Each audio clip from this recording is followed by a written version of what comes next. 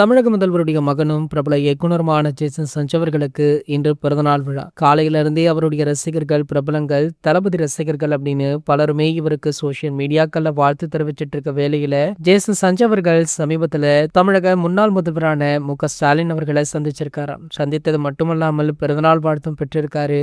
இந்த சந்திப்பு ஒரு பிறந்தநாள் வாழ்த்து பெறுவதற்காக மட்டுமல்லாமல் அடுத்த படத்திற்கான அடித்தளமாக அமைந்துள்ளதாக ஒரு சில தகவல்களுமே சொல்லுது. ஜேசன் சஞ்ச் அவர்களுடைய முதல் திரைப்படமான சிக்மா படத்தை லைகா புரொடக்ஷன் தயாரிக்கிறாங்க. படம் பாத்தீங்கன்னா இந்த மாத இறுதியில ரிலீஸ் ஆக வேண்டி இருந்தது. ஆனால் படத்தை பற்றிய பெரிதாக பேச்சு எதுவுமே இல்லை. கண்டிப்பாக படம் தள்ளி போகுது அப்படின்றது தெரிய வந்திருக்கு. படம் தள்ளி போக மிக முக்கிய காரணம் விஜய் அவர்களுடைய ஜனநாயகன் திரைப்படம் இந்த வாரம் ரிலீஸ் ஆனதுதான்.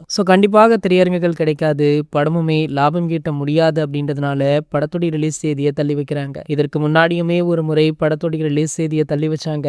இது இரண்டாவது முறை அப்படின்றதுனால ரசிகர்கள் கொஞ்சம் அப்செட்ல தான் இருக்காங்க.